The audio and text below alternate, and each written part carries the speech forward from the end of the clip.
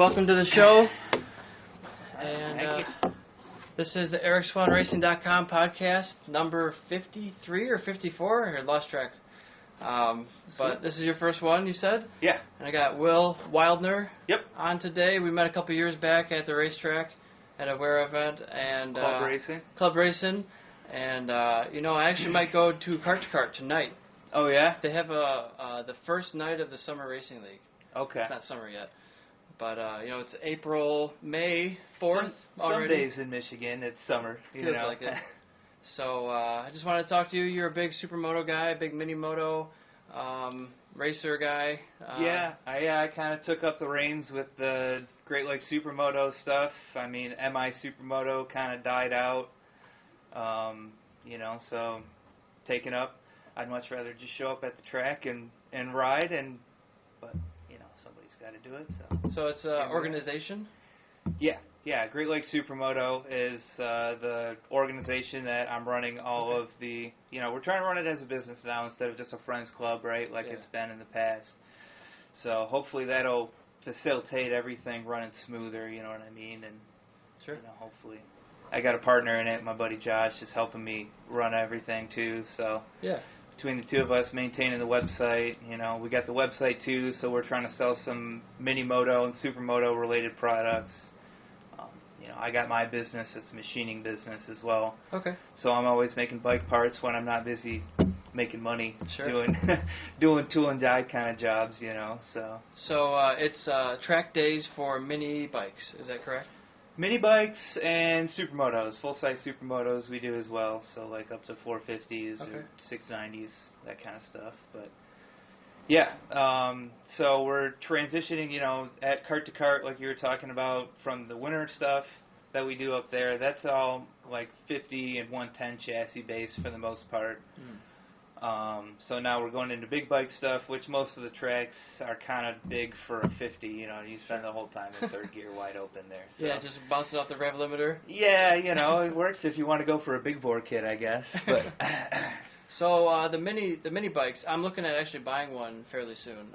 Okay. I think I'm going to get a CRF 50 or an XR 50, something like that, and just put street tires on it, change the handlebars up a little bit, maybe get a lap timer, and you're good to go. That's about it. Yeah, it's funny, actually, this past year, so everybody was running these Metis, like, super sticky race tires. Proud work, I'm sure. Anyway, so everybody was running sticky Midas race tires that were like $80 a set. You can have a water if you like. I'm going for one of these Modelos. Sure, no problem. Want one? Yeah, I'll take one. So anyway, everybody was ordering those the past couple of years. Thank you. And we found out from some buddies that came from Canada that Shinko actually sells a white wall tire that grips like crazy indoors and is like a third of the price. So what's the downside? Nothing. I mean, it wears fast, so for like outdoor stuff it doesn't really work, but the indoor stuff, and the smooth surface is a little bit better. It grips like crazy. Okay. The downside is if you don't like white wall tires. The visual of it, I guess. Yeah, that's the downside. It's a cultural thing, right? That used to be a big thing back in the day. All the old cars had white walls, and I think maybe it wasn't until they actually started dyeing the tires with the color dyes when they started to be black. Yeah. I think so. I think that's maybe right. I don't have a guy to look it up. So yeah. Look that up, Jamie, right? Need a Jamie around here. It'd be nice, but it's all I can do. Look it all up in post-production, so I can cut it like, look at perfect. this, Put the screen in. Yeah. But it's all very low editing quality at this point. I just basically put it together. I don't cut anything out. I just leave it all as raw. Yeah. People like the raw. I mean, I'm not trying to be someone I'm not, right? Yeah, for sure. That's kind of why I was like, I don't know. I don't have a script or anything. Yeah, I have no notes. I looked you up on Instagram a little bit and trying to, dig a little bit, but I'm not writing an article on you right now, Yeah, for sure. So. No, I just was like, hey, if I can get the word out about the mini stuff and get some more people coming out, that's always a good thing. Yeah. We had a lot of growth the last year with COVID. It was kind of hard to get stuff going. I did a lot of OMRL racing last year because I didn't have tracks around here weren't open in Michigan, So I did a ton of racing with OMRL, which was a blast, and that kind of opened my eyes too, is like what you can do if you have a good organization set up. So they run it like a club, and they have members with roles, you know what I mean, like a treasurer and a president, and like doing it the right way. Yeah, exactly. And their practices are like you show up and pay $50, ride all day long. It's open track all day. Wow. So I'm out there on a 450. $50. I'm out there on a 450, like wheeling past some kid on a 50. Yeah. You know what I mean? But like everybody's, you know what I mean? It's family racing, and so like. Yeah, that's nice to see. You know, it would be interesting to, on a racetrack, like on sport bikes, to have an open session with everybody, because there's such large skill level differences. But you're going a lot slower on this, so it's a little bit safer in that aspect. I mean, do you wish that there were like novice, intermediate, advanced groups in that? Does it get a little hectic sometimes?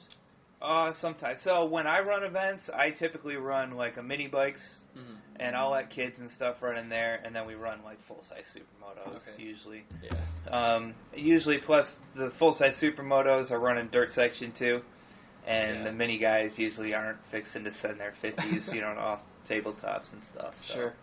And you're hitting some massive gaps on those bikes too, or is it smaller stuff? For the Supermotos, like the 450s, I mean, if the track's right, we'd hit some big jumps. Yeah. Like U.S. Air in Swahn, Wisconsin is probably like the best track in the country. For some air? Yeah, well, period. Okay. So, like, the track has crazy, like, elevation, all kinds of twists and turns, a bunch of layouts. Like, you look at the overhead view, and it looks like a bowl of spaghetti. A little bit of everything. Yeah. They run drift events there, and it's like the premier event for drift cars, too. Oh, wow. But they used to have a massive dirt section set up with, like, big step-ups, rhythms, like, it was like a motocross. Like, half the track was motocross, and then half was asphalt. And it was like a 2+ minute lap time, you know what I mean? You had a lot of work in there. Oh, yeah. Yeah, for sure. I'm not a dirt guy. I come from road racing, you know what I mean? So I go there. And usually in the Supermoto, the dirt guys usually pick up the road racing stuff real quick, and the road racing guys struggle to pick up the dirt stuff, you know? You know, I was playing, I got a new video game. It's Supercross 4, I think it is, the newest one out for motocross games. And, man, I don't know what I'm doing. I really don't know what I'm doing when it comes to the jumping.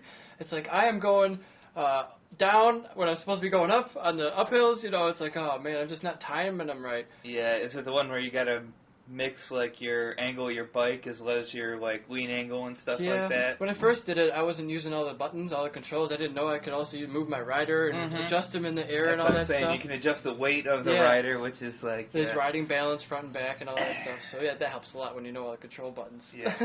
But it's difficult, man. And when it comes to doing it in real life, you can't just, press reset. No, you reset on a new collarbone real quick. Yep. So that's always been the thing for me. You know, road racing is it's really fast, but it seems safer in a way than motocross. Yeah, I mean, we get a lot of guys coming from motocross too that are like, you know, I'm tired of hitting 50-foot jumps or getting landed on. You know what I mean? That's scary.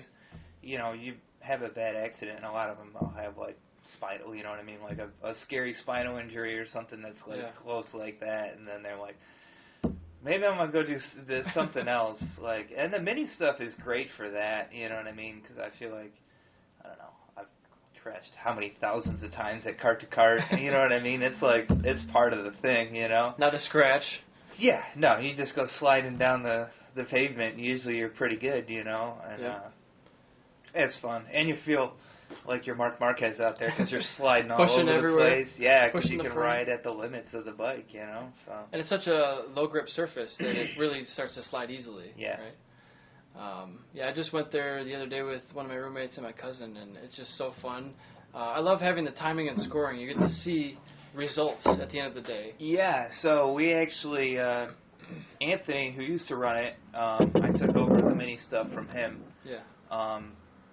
Bought the timing system for when they were running a race series back in the day, and I haven't had really the participation nor the interested to deal with the headache involved with running a race series at this point. Yeah. I'll run races all day long, but I'm not scoring a championship or dealing with people complaining about rules and, you know what I mean, all that stuff. You got to do officiating, all of it. Yeah, I'm not interested in any of that at this point, you know, but I love racing, so we do like some fun endurance races and stuff like that during the winter, you know. Yeah.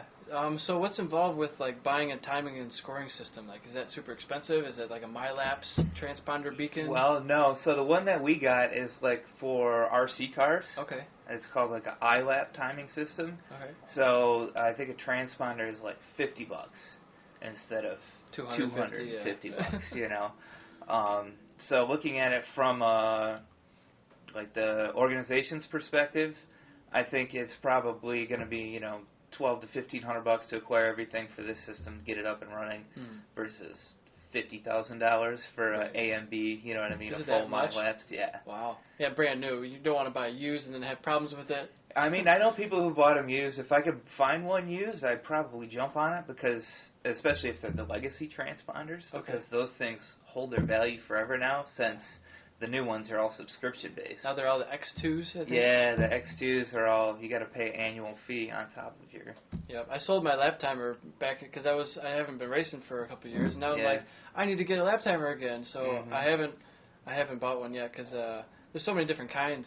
I'll probably stick with the MyLapse, but then you got to buy a subscription. I don't need to start that if I'm not actually using it yet, so just going to wait. Going racing again? Definitely. Awesome. I'm going to start with the 50s. Yeah. Do something small, just cost effective, and then get a 150 maybe. Either XR100 or 150. I haven't decided yet. Come on Sunday, man. I'll have my bikes out there. I got an XR100. I was actually working on putting my 150. I got a 150R. I'm working on building back up right now. But yeah, waiting on hopefully I ordered a bunch of the YCF bikes. I ordered like 8 of them, but I don't know if they got stuck in the Suez Canal or some shit, but like... Yeah, man, there was 2 snafus with shipping disasters over the sea recently with one of my vendors. He had the Opus 1, I think it was called, that container ship that lost hundreds, or whatever it was, hundreds of containers in a bad... it was a storm in the middle of the Atlantic, I think, and his stuff was on there. His container ship of $35,000 worth of product was gone. It's at the bottom of the sea. Yeah, and COVID times you can't get anything. It's not even like you get an insurance check and then like get some more stuff. It's like hold on, just wait. There's no insurance to claim on that kind of stuff. No, you can't insure that kind of freight. It's wild. So he's out of luck, and then he had another shipment stuck in that canal. It was that. Can't catch a break. What are the odds in a year during a pandemic you have 2 shipping disasters like that? Held him up for months, but it's going better now. I just sent me an email a little while ago. The Motool suspension setup tools. He's a vendor for that, and he said we should be receiving a new shipment on Friday. So cool. Hold my breath. Nice. Cross my fingers. Yeah, thanks for bringing some beer. Cheers. Yeah, cheers. Not a problem. About beer 30 right about now. It is. So yeah, when I first started, I had tons of notes. I had like questions and like bullet points, and I had people sometimes ask me, "Can you give me a list of questions?" I don't have any. We're not. This isn't an interview. Yeah. It's a podcast. You can ask me questions. We can talk about anything. For sure. So it's kind of cool. Talking to different people, getting their perspective, and getting a little glimpse into their lives. Yeah, I mean, I saw you done some podcasts with like local guys, right? Tried to. John and I think it was Max on here, maybe. Max Flinders has been on here. Okay. But he's from kind of the UK. Okay. No, I was thinking. I thought it was. Jeff O'Berry's been on here. Okay. He goes to kart to kart. He just started coming out to Supermoto stuff finally. He's got a DRZ 400 or something. Yeah. A lot of guys are doing that because then they can ride it on the street too. Yeah. I guess when I first got my Supermoto, I was like, oh sweet, I'll ride this thing on the street, and I'll take it to the track days up there, and quickly that progressed into buying a race Supermoto, and I don't know. Like, I think when I first started, I was like, oh, I'll do this as training for road racing. Sure. And then it quickly became like, well, I have way more fun riding my Supermoto and spend way less money. Yeah. Like, that's what when people ask me about it, I'm always like, dude, the smiles to dollars ratio is so much higher for, like, Supermoto and mini bike stuff than, like, the sport bike racing. Like, don't get me wrong, I love going 100 miles an hour with my knee on the ground, just railing, but going, especially, you know, when you start going fast, everything starts getting more expensive. You're burning through tires like crazy, and if you're not super industrious about your sponsorship kind of stuff, then it's really expensive. And it's all out of pocket, right? Yeah. So, what would you say is a typical race weekend cost for a mini moto or a supermoto? I mean, if you're just coming out to do a practice, it's usually about $60. So our entry fee is $60 if you're a member, and $10 for a pit pass. That's it? For the day. $60. Yeah. And you go through a set of tires a year, maybe. A year? So, a year. Because I'm usually at like 3 tires a weekend. Yeah. Like 2 rears and a front. Yeah. I mean, if you're top level, like, Supermoto guy, maybe you'll put a fresh rear on for the race. Like, race day. Race day. Yeah, just the Not day. the race, you know what I mean? Like, the whole day. Yeah. So it's a little different, and the tires are smaller, right? Are they still 17 inches? You run 16.5 front if you're running race geometry, you know what I mean, if it's all set up. Yeah. But the smaller bikes, the 150s or the 50s, those are on much smaller tires.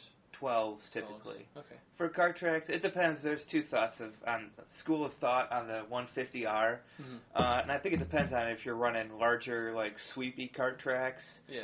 Then 17s are a lot more stable, and, you know, it'll probably be faster, but 12s are a riot on a tight little kart track, because it's the same thing. It's like riding a 450 where you have way more power than you need on tap pretty much all the time. You know, you can spin the rear tire if you want. Yeah. It's a blast. You know, I've been fooling around with the tires on my mountain bike. I'm a big mountain bike guy, getting out of road racing and doing that as training, you know, in the meantime. Yep. And I had a 26er, and there's a couple times where I went over the handlebars pretty good. Yeah. You know, there's some really difficult terrain. I'm not saying I'm doing downhill stuff, but it's cross-country / downhill, so there's a little bit of both. And going to the 29er, I'd say it is a little bit easier. Having a little bit bigger, I mean, just you go over rocks better. It's just you get a better, you get more pedal stroke or distance per pedal stroke, right? A little bit, 3 inches or something. I had the same experience. I had to go to Italy for a work training, so I was there for 2 months. Yeah. And I don't speak Italian, you know what I mean? So I'm there by myself. I don't have anything to do. So I'm well, and you're right in the foothills of the Alps. Sure. And so I went to the department store and bought $100 off the rack mountain bike with 16-inch tires, V brakes. I think it was a 16 speed or something like that. Yeah. But anyway, and I rode the shit out of it. I rode it every day after work. I'd get out of work, ride it all weekend, ride it all over the place. Yeah, it'd be a blast. New roads, new terrain. Yeah, and I said, it was kind of in the foothills, so I'd find new trails all the time that are going downhills, uphills.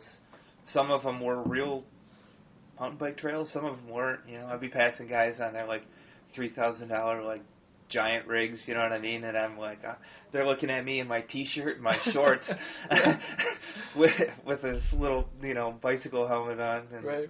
They got the full downhill rigs and all that stuff. But I only got in trouble once or twice. So yeah, it's trouble as far as falling off the bike. Yeah, it's getting way over my head because you can't see the top of the hill when you go up there. Yeah. So then maybe you get up there and maybe it's going to be kind of scary going down, or you go down another trail. And then there's giant drop-offs or, stuff like that. And you're maybe I'll just walk this one down. Are they marked well over there? No. So they're just kind of in the woods? Yeah. Okay, yeah. There were some, I looked up and did a couple weekend trips and would go travel somewhere and, I didn't do any of the advanced trails because I knew that was just going to be way more than I could handle. See, I think I can get through most of that stuff, but if you don't know what's coming and you're on a bike that's not really yours, it's a little different story. Yeah, I mean, especially this was definitely not built to handle the, it had no suspension. It was full rigid and like. Right. But yeah, when I got back here and I got on my 29er truck, it was like, oh, it's a monster truck. I could just roll over everything, Yeah, feels a little bit better, a little bit bigger. I have a 2000 Trek VRX, this full suspension, and that bike I rode and I won a championship on actually. Really? Yeah, in beginner, so I'd give it for what it's worth. But cross country stuff. Cross country in Michigan, and I finally upgraded to the 29er, and it's 2019, so I upgraded 19 years. I have one bike, and man, it's a whole lot of technology right there. I can't believe the difference of how well that bike actually rides and handles. It's got like a twist grip, so you can lock out the suspension front and rear if you want it to be like a hardtail, or you can twist the grip and have full suspension if you want. It's not like a downhill bike, but it's a really good cross country full suspension. Style, So that's cool. I got a Marin, what is it, San Quentin. So it's like a hardtail, super slack. I thought it's all right, but for cruising around here, it's kind of like I don't need all that slackness in the front. Not going down that many hills around here, Yeah, people give you shit sometimes if you have full suspension and you're not on a mountain. But I'm like, we have the technology. Why don't you use it? It's like, I don't know. I got it because I wanted something that was just going to be poppy and fun, ripping around the trails around here, It's easier on your butt, right? You got a little more give. Yeah. Well, mine's a hardtail, but I just want to go jib around on the trails and hit jumps and you'll have fun. For sure. Yeah, I went to Stony last weekend. On Sunday, I did 20 miles and exhausted myself. I'm not in shape anymore. Yeah. I thought I was, and man, it's I've just been working on my business so much. It's hard to find that balance of, well, should I try to make more money today or should I go for a bike ride? I feel you. The struggle is real, especially being self-employed, right? It's like, what do I really need to do? You know what I mean? There's a list 74 pages long. Yeah, for sure. But I wouldn't give it up. So you're full-time self-employed? Yeah. I left. I used to do like traveling machine installs, repair for laser cutters and tube benders, and I don't know. I had a variety of jobs, robotic programming, and I started out machining when I got out of high school, and I have most of a college degree, but never finished it for whatever reason, and I don't see any point anymore. But yeah, anyway, so I had a bunch of different careers, did a bunch of different stuff, and then was like, well, I know how to do this, and at this point now I've made a bunch of contacts in all these different businesses and have all this different experience in all these fields where I can go do different jobs. So now if I'm not machining, I can do like engineering or design stuff, fixtures and gauges, that kind of stuff, or I'll do on-site programming kind of stuff, like engineering for people, Sure. That usually pays pretty well for big companies, I can imagine. When I get those, it's good. And you do some private labeling for the manufacturing, machining? Yeah, so I got my own line of like motorcycle parts that I'm working on. That's awesome, by the way. Yeah, thanks. It's another one of those things. It's like, well, nobody else is going to do it. I might as well do it, and I'll do it my way. And why not? I want to do it. Yeah, you can make your own parts. Yeah. So right now my FS 450 on my race Supermoto, I've got like adjustable triple clamps on there that I custom made with pucks that I can flip around. And triples are not cheap usually. No, I mean I've got a ton of time into them. They're probably like $3,000 triples if I was going to charge somebody for them. But sure, but now you did it. You made it. And now you can replicate it easier the next time, right? Yeah, well, it's like a template. Yeah, so I'm working on that, and I think I'll just do them fixed offset because they're so much easier that way. But I'll probably do like 10 mil, 12, and 14 for like the FS and a couple different bikes that everybody runs. So sure, I know you're messing with your geometry. It can be extremely valuable as far as changing suspension and setup and how the bike feels. Yeah, especially when you're trying to convert a motocross bike into a road race, Supermoto bike. Yeah, not even road race, but in the middle. Yeah, it's got to change quite a bit. Now, I've never messed with that before, but I see all the big teams do. It seems like they have to. Yeah, the stuff they come up with is super trick, and I always revel when I get the opportunity to check out the factory like clamps and machining, and like they'll have adjustable like fork offset lugs, you know what I mean, shit like that. So, is there a professional Supermoto series in the U.S.? There is. There's an AMA branded series. Sanctioned? Yeah, it's mostly West Coast stuff. Okay. So they run, I think, Arizona. I think Nevada was one of their rounds. They usually do Sturgis. Okay. And up until last year, they did Quebec when they had the rally race. Yeah. I mean, it's died down a lot from what it was. Sure. 10 years ago, 15 years ago, But people are still interested in it. Like, I see all the time, I've been following a bunch of friends lately who are just at the kart track, like, all the time. I'm like, where are you? Where are these tracks? I've never even been to one. I mean, I've been to a bunch of kart tracks to drive karts. Yeah. But never brought a motorcycle to I mean, one. if you don't know, I mean, I guess you don't really know. I know a lot of people, I'm trying to get away from the Facebook stuff, you know what I mean? But, because a lot of time, for the longest time, it was like, well, if you're in the group, then you see all the posts and stuff. So I'm trying to get the website more updated where we need to get announcements going out. But yeah, have your own platform. Yeah, exactly. But yeah, we got, I think, 11 or 12 events planned this summer at 3 different kart tracks. And there was Fremont, yep. Auto City. Yep. And there's another one. East Lansing. East Lansing Kart Track. East Lansing Kart Track. We'll be there this weekend. And I'm definitely going to go out to one of them this year. I don't know if I can make it out Sunday.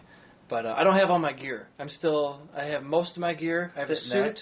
Yeah, that's my suit. You don't even need gear for Supermoto. You need a helmet, gloves, and boots. I don't have boots yet. The boots, I have gloves. I'm sure I could borrow some. Yeah. I'm sure we can find a way. Or I could just buy some this weekend. Laying around. I still get pricing at the old place I worked at, so yeah, maybe I'll just go there. Because I don't yet sell boots that are track worthy. I have a bunch of brands that I sell on dropship, but not yet great boots for racing, road racing at least. I know. You're a road racer, so you want real gear. I want the Supertex. Yeah, we always get guys coming out in like their Carhartts, I'm like, you can't wear that, man. I'm really all the gear all the time kind of guy. I'm definitely that person. I mean, I've been hurt pretty bad in racing before. Yeah. And but even when I was on the street, what did I started? I was a squid. I didn't know anything.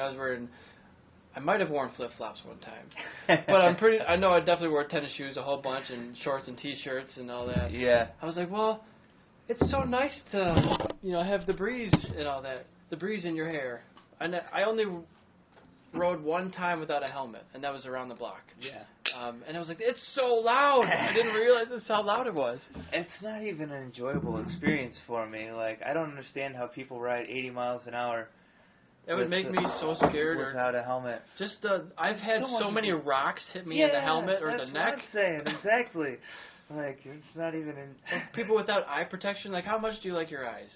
No, I mean, like, even the Supermoto with the dirt helmet, I've caught rocks up, like, in between the goggles. Or I wear glasses a lot, and even that, it's like, get dinged in the face with rocks and stuff. I'm like, I don't understand how dudes ride around on their Harleys, like, they're badass. Yeah. That's what it is. Yeah, the new thing is a mask and no helmet. I'm like, what? Hold on. What kind of really priorities do we have here? They're being really safe, but not really safe. Or then their helmet's strapped to the back of their bike, right? Yeah, exactly. Really, it's protecting their seat. Mm-hmm.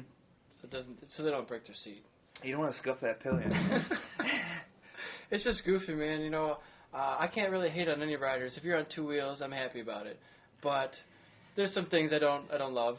Yeah, I mean, I don't know. I started out as a street squid, too. I got into bikes later in life, and my dad had a bad accident, when he was younger, so my mom was always like, you're never going to get a street bike, and then I got old enough and had my own money, my own place, and got a street bike, and then, I don't know, that was back in the days of the forums before Facebook ruined everything, so I'd, sit there on, the Gixxer forums, and, what are these track days, you know what I mean? And people would post their pictures. I'm like, I want to do that, you know what I mean? And then I crashed on the street. I just did a a -1+2 kit, you know what I mean? And sure. it had rained when I was gone, and I was coming back and like hit a damn patch. Too much torque. Yeah, washed out. Like I just came in way too hot and like washed out the front end, you know, practically knee down, like you know, with my jeans on. And after that, I was like, well, maybe I'll go get some gear and go see what this track thing's all about. And after that, I was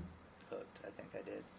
Like I finally got. I think I crashed in like, you know, April or May, something like that.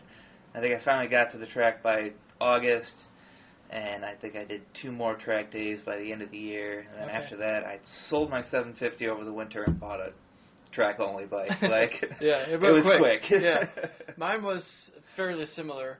I got arrested for speeding. I didn't know they arrested you for that. So that was news to me. Yeah. Handcuffs put in the back of the car and go straight to jail. Don't collect go. Don't collect $200. You know. Say, crap. And it was wild to me that it cost more money to get my bike out of impound than myself. How is that right? That's not okay. Yeah, that's extortion. And so, after that, I really didn't ride on the street much anymore.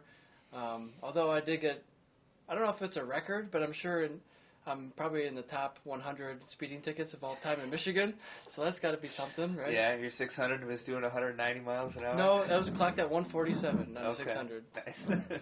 So that's pretty cool, right? Yeah, pretty good. That's got to be near the top end of that 600. There's got to be some, I mean, that was after I let off, I saw him, I let off, so maybe, who knows. I was going 180 on my 600, right? Yeah. Is that the same bike you then took racing? I did. I took my street bike. I just I didn't even have race plastics when I just took this kickstand off. Didn't have tire warmers. Didn't have anything. Didn't have stands. Yeah. And then I went to Gingerman. I went to Grattan. Did a couple of track days, and I went to Autobahn. I went all around. I did like 12 track days my first season. So 6 weekends or so. Well, a couple of them were maybe 3-day weekends, so combined. Like the Autobahn was really nice. They have 3 different configurations. They got a north, a south, and the full. That place is awesome. And I haven't been there since the repave, but I haven't been, either in years. So it's just a progression, you know. Going from the street, you think you're hot shit. You go to the track, you're like, well, actually, the first time I was in Novice, I was like, this is pretty slow. I can definitely go faster than this. Yeah. But then you realize you get up to the intermediate, like, wow, these people are flying. I don't know how to do that yet. And it's very humbling. Yeah, I mean, I guess I kind of went in, like, I went into it with relatively low expectations, and I think I did pretty well right away. And then I ended up riding with an organization called Moto Series. I've raced with them one time. Okay, yeah. So I did a whole season with them. Because that was like show up and practice on Saturday. Mm-hmm. So if like you had to work or whatever on Saturday, it wasn't a big deal. And then you'd race on Sunday, and it was all just like family friendly fun racing. You know what I mean? There was no money to be had or anything like that. So when we did a full series with them, I did pretty well for novice year. I think I won 1 or 2 classes and got second. You know what I mean? Like there's always a couple novice guys that were pretty fast, and there were like 2 or 3 of us that were all like battling, you know what I mean? It's fun. It's a good time. And I think I was going to do some weird stuff after that, and I showed up for a couple of rounds. Had some good battles with Brooks back in the day. Okay. And then I think last time I went to go do a weird round, I was like, all right, I'm going to do the full season. I showed up at Groton with white plates and was like, well, yeah, I want to run expert. Like I've done a handful of races, and I've podiumed like every time I came out, you know what I mean? And it's like I did a full season then, and they're like, I don't know, you need to run novice this weekend. And I'm like, okay, I'm not like coming back. Yeah, you know, they can be strict about that, and I guess it really depends on your results. And I think Moto Series is a well enough run organization that they would be recognized results from Moto Series. I thought so. I mean, I think they had been defunct for like 2 years at that point, but I was like, look, it's only like 2 years old. Yeah. I only did a handful of races last year, and I did halfway decent in them. I don't know. Lady wanted to give me a hard time. She didn't know me. Yeah, you know, it's a weird situation. I'm going to be going back into racing, hopefully in 2 years for road racing. Is the goal, 2 or 3 years or so, and it'll be 8 years at that point. Yeah. So what are you gonna do? Like endurance, like 650 stuff, or I'm gonna get back to 600. Do super stock 600 again, because I think that was the class I was in the longest time. I mean, that was the only class I raced basically. Yeah. Well, I had a stock 600, but I raced that in 6 different classes. I raced that in both 600s. Superbike, super stock, same thing with 750s and 1000s. Yeah. So I just enter every race with my bike. Yeah, anything you could. Pretty much. Yeah. I wanted to get so much track time because I'm like, these guys have been racing since they're 3 years old. I started when I'm 20, and I'm right there. So I just need more, race experience. But then again, you spend a lot more money when you do that. But if you were to just race one race, I get 6 times the experience you do. Oh yeah, for sure. That's huge. But then you spend more money on tires too. So it's like you could go to more rounds if you only did one class or 2 classes, and spend less on tires and do like 10 rounds instead of like 4 rounds, like all the classes. Like. Yeah, that's true. I mean, yeah, if you're racing on like a budget like that, where you're like, all right, I'm going to allocate this much to this, for sure. Do you think it's better to do more classes per round, or do more rounds and less classes? It depends. If you're competitive, do all the classes you can, right? If you're out there racing against people, but if I'm out there running laps by myself, I'm good. You know what I mean? Right. You want to be like having fun and racing with people. Yeah. That's what I love about like the mini stuff. You know what I mean? Mostly because it's like we're all out there just to have fun, and usually everybody's on pretty close machinery. The OMRL stuff was good because the XR 100s. I think there's like 20 people on the grid usually for novice and expert. That's awesome. So yeah, they have I mean, that's like their class. They have you can run it in the stock moto class, their F3 class, and the F2 class. So. And what kind of modifications are they doing to those bikes? Is it like steel braided brake lines? Are they changing sprockets out and chains and all that? Just basically run what you brung? Well, they're drum brakes. Okay. So they're not steel braided brake lines. They're not even they're pressurized and all that? Yeah, they're just cable operated drum brakes on the 100s. Okay. So stock moto, you're putting a 16-inch front on, and you can open the airbox up, like take the cover off and put like a pod filter on there. More airflow. Yeah, and you can respring it. I don't know if they're going to allow you to put a new shock on there. The OEM shocks aren't serviceable. Okay, you can't open them up? No, and the XR100 has been dead now for a few years. Like, they moved on to the 125s, but everybody still loves the 100 for the class. Yeah. But all the shocks are getting blown out, so I don't know if they're going to... Somebody's going to come on the scene and just start building them. Yeah, I mean, I looked at it, and it's like, oh, this is more of a headache than it's worth. I know a guy, Marcus McBain. He's M2 shocks, I think, or M3 shocks. He's making suspension parts. He was at the drag strip for a while, working with those guys, and he was in road racing for many, many years. And he's starting a suspension business. Sweet. It's pretty cool to see that starting from the ground up. Let him know. I'll give him my card if he needs any parts made or anything. For I've sure. done stuff for Joe Kraft. Okay.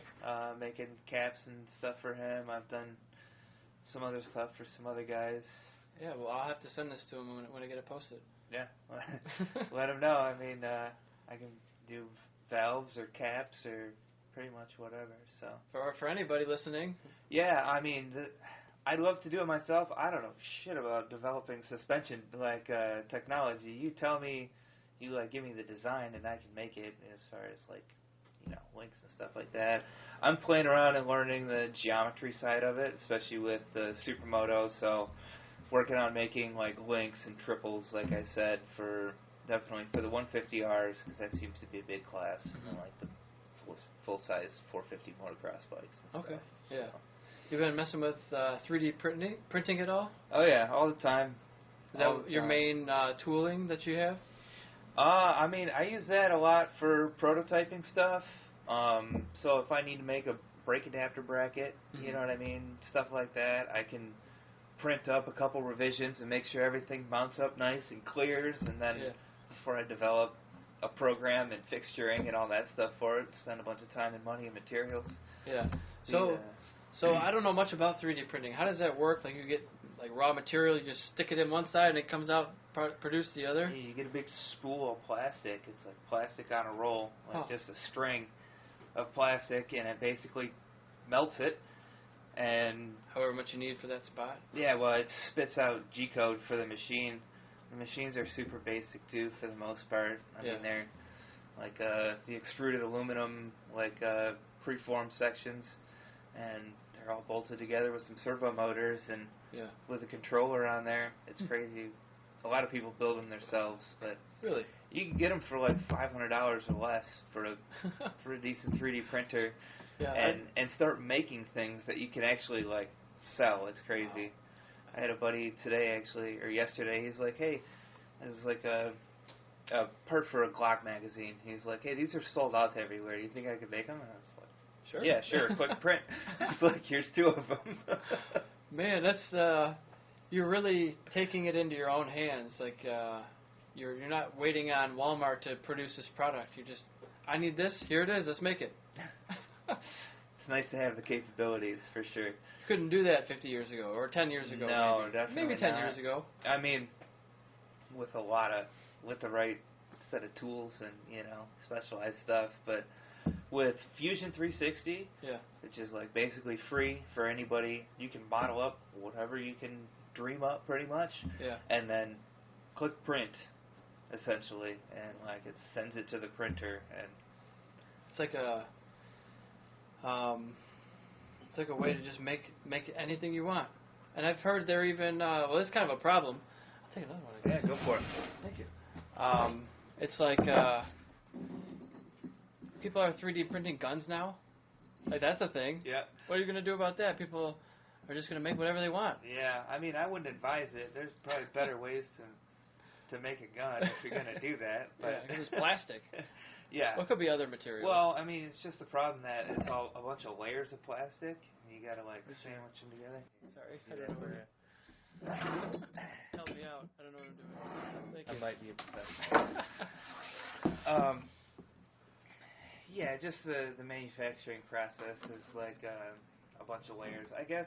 I mean, there's guys that do it, and I think they'll print it, and then if you apply heat and pressure to anything, it gets compressed and gains, strength, right? So I think it's the same process where they bake it after they print it, and okay, so it gets a little hardened, maybe. I think that's how they do it. I 3D printed a velocity stack for my 450, so I could put like a big old flat track K&N exhaust on there. Yeah. And that worked out. I mean, it's been running on my bike for the last 2 years without a problem. I always thought about like trying to coat the inside with like an epoxy or something like that. But make it a little bit more better surface for the heat. Yep, make it better surface and make it so it won't like warp and deform as much. But yeah, because they'll have their tolerances with whatever material you use. If it's plastic, it can't get over X amount of temperature. Yeah, exactly. Carbon fiber can go up to probably 1,000,000 degrees. Yeah, well that, and like I said, I think just flexing and moving over time will eventually break those layers apart because it's just like prints a layer. Yeah, very small amount. Sandwiches them all on top of each other, so if they keep flexing, eventually they'll split apart. Sure. The other option is, which is cool, but I've done a little bit of it, but it's another thing that's like a giant rabbit hole you can get down, but you can print anything and then make a mold. And then just make that. And then from that mold, you can pour urethane or concrete, whatever you want. You know what I mean? Yeah. The other day I was like, kettlebells are expensive, but I could probably like make a mold and then just pour a bunch of concrete in there. Yeah, you could. You could make it out of tons of different material. Whatever you got laying around the house, just press it in there. Yeah. Make your own kettlebells. Good, man. So tell me, what's on your mind today? What do you want to talk about? Like I said, I was just trying to get the word of Great Lakes Supermoto out there, get people, coming out to mini bike stuff. I mean, I'm assuming that most of your audience is road racing based, sport bike based? Yeah, I'd say most of them. But I mean, there's going to be some dirt guys in there, maybe some people who don't even have motorcycles who are looking to get into it, don't know about it, don't know how to get into it. I think that's a lot of it. Is people like racers aren't going to maybe watch every single podcast I have because they already know about racing. But people who are looking to get into it, who want to learn more about it, or like that one particular rider that they like, let me learn about him, you know, or a particular product or company. I think that's when most people are going to start watching. Or like my biggest one so far is with Christy Lee. She's a movie star. She's John Hawkins. And she's on the TV all the time, so it's by far still the biggest one, and every week it's like the most watched one. Like, I posted this months ago. How is this the most watched one? You're going to be making money on that one for a long time. Yeah, well, it's not monetized. There's no ads. The only ad is myself. I'm advertising promoting your business. My own business, really, and other people. Yeah. So I hope I can help you make you money. Yeah, no, I appreciate it. Like I said, I'm just here to preach the word. Supermoto is the light, you know. Walk into the light. Yeah. So I'm going to be walking into the light in a couple months, I think. I'm really just waiting to buy a house. I want to buy a house in the Auburn Hills area, maybe Rochester Hills. I'm not sure. Just a little further west, closer to work. I still work a day job, unfortunately, and then I come home and work on my business the rest of my life. So the everyday struggle. Yeah, I worked for I think about a year and a half building my business before I was trying to go into sales. And they needed me to be a grunt on the road. Yeah. And then a position came up, and they did not. They denied me that for some nepotism. And I told them to take it and shove it. And here we are. Well, hey man, sometimes you need that push. Oh no, I don't fault them at all. I mean, and I still do a lot of business with them. That's the best. And I wasn't really happy before that, and I was like, look, this would be the best thing for me if they fired me. I'd tell my boss, I'd be like, if you guys fired me today, that'd be the best thing for me. So it's like, yes, at some point you need that push to go, but on the other side of it, the financial side, it's like, well, sometimes your sales aren't there yet to make it worth it, but if you had another 8 hours a day to spend on it, and the extra motivation of you have to do this because otherwise there's no money. Exactly. Right? So yeah, I actually started this business from being laid off. I was laid off. I didn't have a job. I was on unemployment, looking for jobs and doing this in my spare time, and that's the only way I was able to do it because I had some sort of paycheck coming in at the time, and I was able to do that, and I was able, unemployment's only for a couple months. Now it seems like it's forever. For eternity, yeah. But at the time, it ended at, I don't know, 6 months? 7 months? I don't know. It wasn't that long. It was less than a year. And, I still stayed without a regular job for a year and a half. So I made it a little while. I did full-time for about 2 years or so. Yeah. And then I had to go back to work, and it was devastating. It's like, the worst part about it is you have to commute every day, You have to go to a place and be with a whole bunch of people who don't want to be there all day. Yeah, I used to have to. I mean, I traveled a lot, but when I wasn't traveling on the road, they'd want me to commute in a Novice to hang out in the office all day. And it's like, look, all I'm doing is talking to customers on the phone. I can do that from home. Yeah. And then so I left in September of 2019, right? And then so COVID happened 6 months later, and everybody's working from home. It's like, well, I could still be doing my old job and doing my business. Timing, right? Man, timing is so horrible sometimes. But sometimes, 10 years from now, you look back and like, oh, well, that was why. Yeah, other things work out. It's all good. I got no complaints. Like I said, any of my problems are, good problems. So. That's good. That's good. You've been watching any of the racing that's happening lately? Well, road racing, I watched all of Moto America this last weekend pretty much. I still have to watch the second Superbike race. I missed that one. But I saw that one, but I still have to watch the Baggers and I think Junior Cup. Yeah. The Baggers race is intense, man. I cannot imagine backing in a sofa. Was it 700 pounds, 800 pounds? I don't know. It's 600? a lazy boy. You're driving a lazy boy. Watching those two guys, O'Hara and I forget the other guy, but like. I know Wyman was on one. Yeah, her and Wyman like battling back and forth and just like watching those things just snake down the hill into the corner. You're like, I did that on a Supermoto, and that's like 200 pounds. Why do they need so much storage space on a racetrack? Yeah, well, I mean, like, I think it's part of the rules that they got. They have to have baggers? They have to have bags and fairings, like. What do you think they're carrying in those? I don't know. I mean, I imagine they have, like, a minimum weight, too, right? Ballast, like, maybe? Yeah, they got to. Yeah, well, I mean, you could put. Yeah, it's all about where you put the weight, right? Yeah, put pillows in there. Yeah, I'm sure they got nothing in there, and they got all the weight down low in those things. Yeah, right at the bottom of the floor as far as you can. But yeah, I saw there was a nasty crash in the Twins Cup. Yeah. There was 4 riders went down in the same corner in turn 1. Yeah. Caleb blew his engine. I think they were on the Aprilias, the RS660s. Yeah. And took all of them out. Took everybody out. I mean, I guess it wasn't his fault. I mean, that's kind of a mechanical issue. They saw this, you could see the slow-mo of the oil or whatever coolant it was. Yeah, whatever coming the out coolants were. Coming out of it in slow motion and just that's not good. Yeah, but everybody was okay. There was 3 guys that crashed immediately, and then the next rider who hit it immediately lost the front because it's like you're riding on ice when you hit that oil or coolant. Oh yeah. But they're not running, your regular ethyl glycol coolant. They're running race coolant. So it's a little bit better. It's like water. Yeah, I mean, I always wonder, is that like better for traction or is that I think it's better for track cleanup though. The ethyl glycol is, I guess, a really, really environmental. It's like a bad thing. It's like if dogs drink it, if it's in your garage, they'll die. They'll die, yeah. Yeah, and why would you put this in your car? What? I don't know. I mean, why is your dog gonna drink it? I don't know.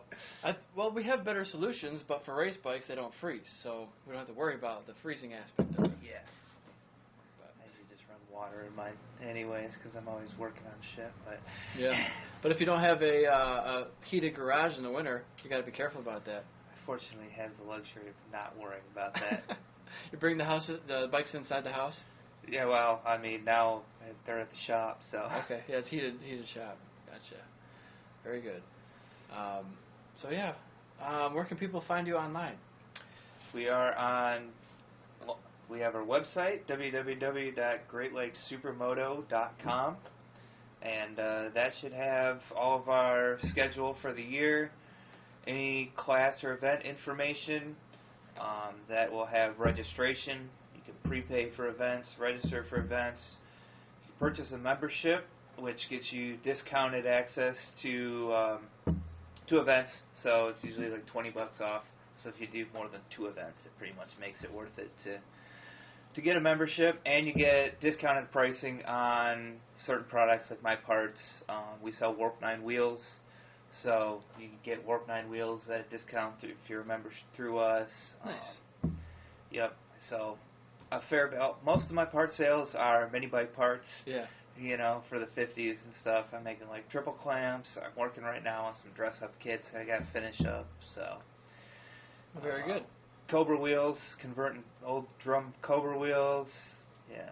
We got shirts we're trying to sell right now. Trying to sell some of these limited edition Great Lakes Supermoto Space Force shirts. You're riding a dirt bike over a Land Cruiser or something? Launching it over the Moon Rover. Moon Rover. Right? Yeah. That's pretty cool. That's a real story, right? That's no fact. Photoshop involved in there. It's a true fact. Yes, that's before Photoshop was invented, right? Yep, and you can see the flag waving in the background there. Yeah, exactly.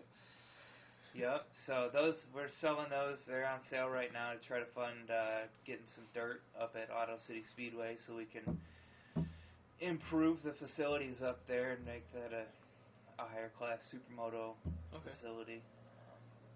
There's not really a whole lot of tracks around that are willing to let you be like, hey, why don't you come out and run some events on my track and tear up my infield and build a bunch of dirt jumps there. I got all this nice looking grass there. Yeah. But if you want to build some tabletops and some berms, like that'd be great. Well, I guess if I was a track owner, I'd be like, you want to make money on a day that I wasn't making money before? All right, you can tear up my grass. That's fine. So some of them, Fremont Raceway. Yeah.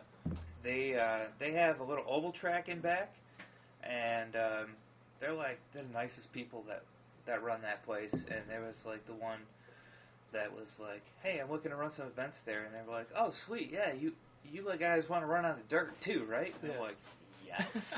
Yes, you're speaking my language, Perfect. Usually they're like, don't mess anything up, Yeah. We're going to do all of that. Yeah, exactly. It's not going to look good here later. But it's just different. It's not like you're trashing it with actual garbage. You're just changing the surface of the layout. Yeah, I mean, I think down at G&J down in Ohio is another good track that... Yeah, so everybody was there this weekend, right? Yep, OMRL had an event there this past weekend. So that we had a deal worked out a couple years ago, I guess. They were going to let us put some dirt in, but it never materialized. And I'm like, we need to go back and do that. So that's a road only then? Yeah. Okay. Yeah, but it's a nice track. It's bigger. I think lap times are right around 50 seconds, 40 seconds. Yeah. Looks like they had some big silos there, maybe next to a farm or something. Yeah, they got giant grain silos, trucks coming in and out all day long. You can show up there any day of the week, and it's $20 to ride all day long. But it's I looked it up actually recently. I think it's 4.5 hours from here, so not too bad. Yeah, about 4 hours. Not too bad. Groton's 3.5, 3. 2.5. Well, 2.5, 3. Yeah. Yeah. Depends who's driving. That's true. This is true. I mean, but I guess most sport bike people don't usually have a problem traveling and driving anyways, because you got to go all over the place for tracks anyways. So it's the closest one. Yeah, the closest one's 2.5. So yeah, 6-hour drive is Friday night. So okay, I mean I don't want to, but I'll do it. You know. Well, it's what I got to do to feed my addiction, right? Yeah. So well, I got this little trail in the backyard, but it's not really moto friendly. I mean, if I had an electric silent bike, I could be ripping that all day.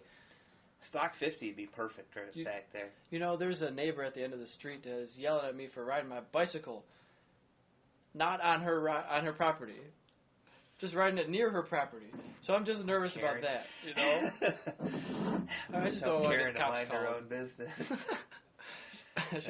She could be a Karen. I don't know. I mean, when we got the 50s a couple years ago, I wheelied my 50 all over the neighborhood. Not a thing? Nothing. I go right past cops on the sidewalk on one wheel and just wave. Yeah, I got a scare today on the way home from work. I was accelerating from 30 out of a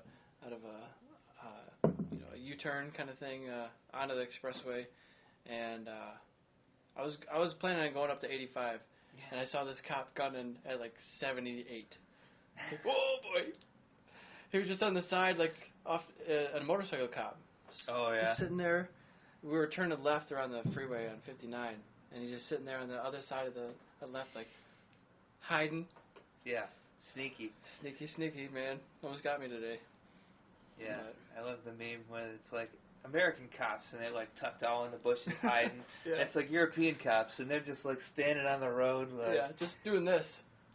I would blow right past them. If they tried to stop me as an American driving over there, I would be like, why is that cop pointing at me as I'm hitting another gear? You know what I mean? No thanks.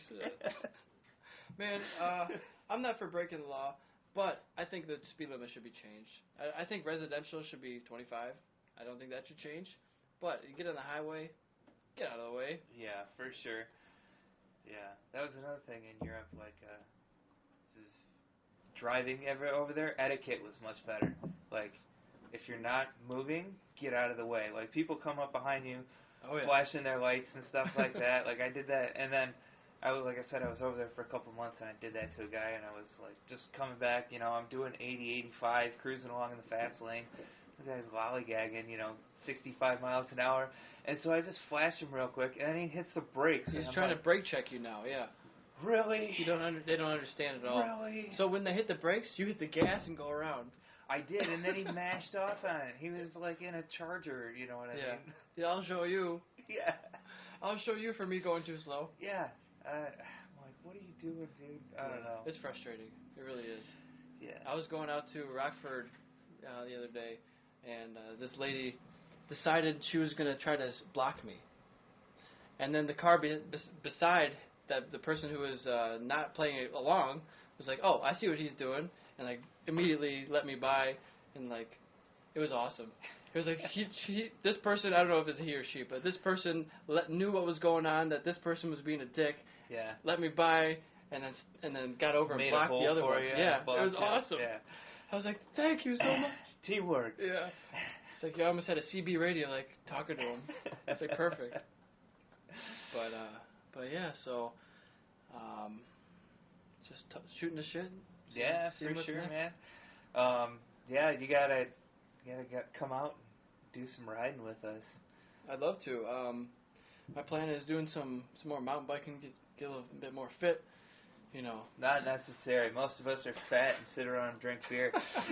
It actually helps, you know. Yeah, exactly. Recovery, right? Or pre-game or whatever you got to do. Post-game, end-game, all the game. Mm-hmm. But no, I'm just waiting on the funds, I guess. Yeah.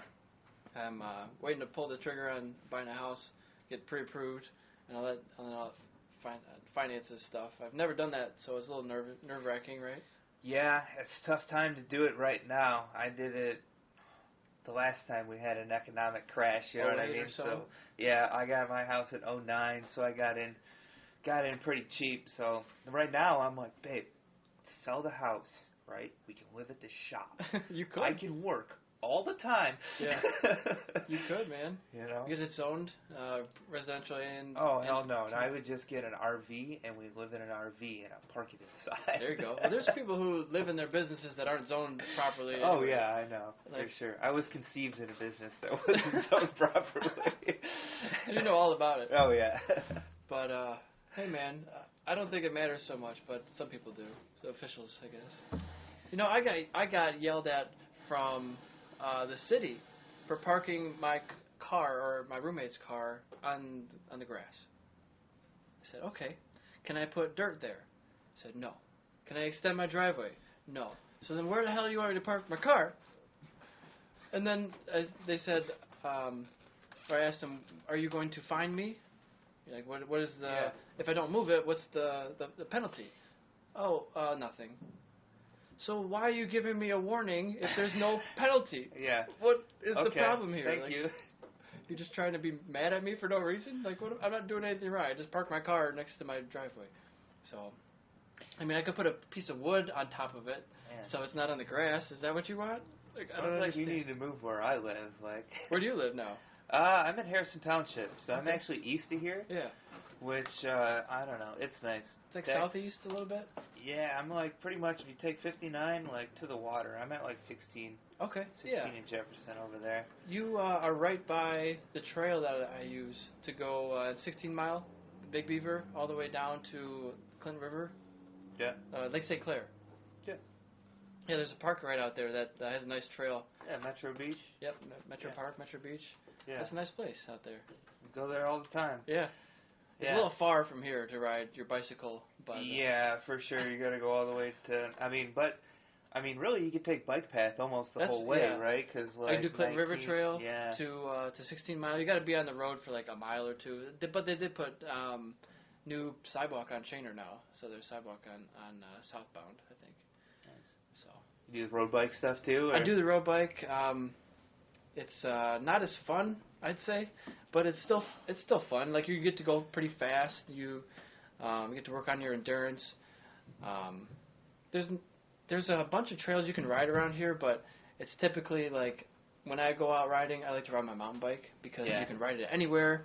I don't have to have like a set exact trail or a place that I'm gonna go ride. Because if I'm going on my road bike, I feel like I have to have like a planned route. Got a route, yeah. You do, because like otherwise you get on the streets or there's no good sidewalk, and then you're like, oh, this is terrible. I don't want to do this anymore. Took the wrong route.